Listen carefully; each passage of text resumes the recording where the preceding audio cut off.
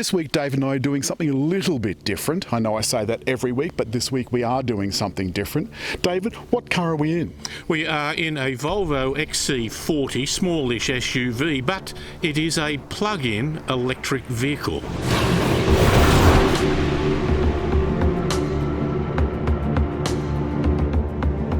I am not at all sure, David, about these looks. I think it's a little bit too chunky, a little bit too Jeep-esque, and it gets to here, this little kink up, I don't get this at all. I don't know why it just doesn't come along like this. The wheels, I like the look of them. I think they're a good design, but of course you're getting low-profile tyres, which will be reflected in your ride. And there's options for bigger wheels. You can go up to 20. I think you might even get 21-inch. It's a plug-in hybrid. So a normal hybrid is basically a petrol engine that's helped along by an electric one. The plug-in allows you to charge a battery at a cheaper rate than petrol, one would hope, and then use it around the city mainly on batteries. But then the petrol engine can come in particularly to be a range extender. Yeah, well, I mean, I just noticed that we've gone 20 or 30 kilometres now, and it had a 40-kilometre range, and it used that up ages ago because we had air conditioning on and so forth. So that's not perhaps quite the range that you would expect or hope for, but it would still do your city commute. David, I can't get the electric port open. David, where's the electric port? I can't get it open. That's the petrol one, Alan. The electric is, like most things, on the other side. You know that the side that this is on is marked on your fuel gauge, don't you? Most people don't know that. I finally found the electric port for charging. Rather unsophisticated compared to the likes of Tesla and so forth, but then this is about a quarter of the price of a Tesla. What do you think of this rear end? I quite like that. Those lights aren't too bad. They're not as vertical as the Mitsubishi. Do you remember the Mitsubishi Pajero? Sport. But this, I think, is its most significant point. It bubbles out just a little bit, but I think that gives it a little bit distinctive look.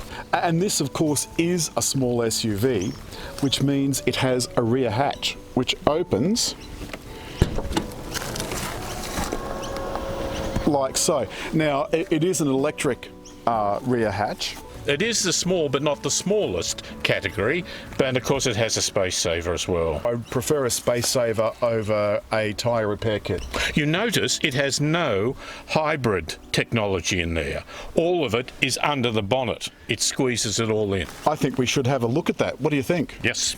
The front of the car is where the technology lives. There's a 3-cylinder engine. What's the capacity on that? 1.5 litres, and it runs at 132 kilowatts. It's turboed, and about 265 newton metres. Right. And the electric engine, what's an extra 60 kilowatts. 60 kilowatts, that's quite respectable. Yeah, whether you get all of it added together at once, I don't think it quite feels as though... No hybrid ever does. This is quite spacious getting in the back. There's a couple of little... I'll just get in. Hold on a sec.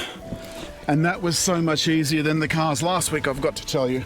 There are a couple of little cubby holes. I can't imagine what those would be for. Up here on the door, there's a nice little treatment. There's a speaker and just some speaker look grille. This really beautiful, that's beautifully finished aluminium, this door handle. At least I assume it's aluminium, it feels like it. And a lovely felt insert. And a nice big bin. Some rear vents, a power socket, and seat heating for the outer 2 rear seats. There's also some lovely contrast stitching. And this Alcantaran leather is absolutely gorgeous. Best bit is, from the front there's a button that will lower these headrests so the driver can see. That's a very Volvo thing. I think this looks absolutely smashing. There isn't anything I really don't like, though. It is black on black with just a touch of black. What do you think of the vertical nature of the vents? I love that. I think that looks absolutely smashing. And it feels quality. Everything feels quality. There's a digital dash, which I particularly like. But the gear selector is very odd. There's no unlock button. You just move it forward and backwards. So 2 for drive and then another one for regenerative braking. There's the brake hold button and the electric parking brake, and then park is just this single button there. There's a wireless charger here in front, a USB outlet, another power outlet, which is good, and some very simple radio controls. This kind of doubles as a lot of things, including volume control. But the portrait nature of this is we found this very difficult to use. There isn't a home screen as such. You swipe the system just like you would in a mobile phone. Oddly, the temperature sync only comes up when you select temperature change, which is really strange. Other functions, including safety functions, can be fettled in this menu, and you also get access to the automated parking, and you can even change the radar cruise control into normal cruise control. And there's a sunroof up there. Not a very big opening. The actual opening is only this front bit. Now I've got my seatbelt on. When I put my foot on the accelerator, the handbrake or the parking brake will release, and you'll notice we're in complete silence.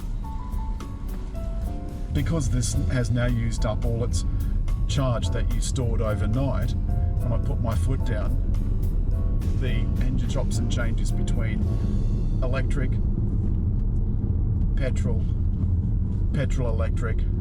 Now David, tell me about the transmission. This, unlike most other hybrids and electric cars, this has a proper transmission. A 7-speed dual clutch system. Now the thing that I notice about the ride, David, is it's very firm. As we were saying, it is an issue of having large diameter rims, which make for low profile tyres. I noticed that the steering is, it's not sharp. I mean, it just has no feel whatsoever. But I'm okay with that. And in fact, I feel quite disconnected from the car. You're no longer driving a car with engagement, you're merely controlling a machine. Yeah, I feel like I'm just pointing it in a direction. I found the same with the brakes. It took a while to get used to the nature of the brakes. Yeah, I agree. But you know what it reminds me of? One of those very early Citroen DS's. The brake only had about 5mm worth of movement. Travel. Like I'm pushing that down now, and it feels like it's hardly moved. It feels like it's not moved 10mm. They're big, a nice big disc, and as you would expect in a modern car.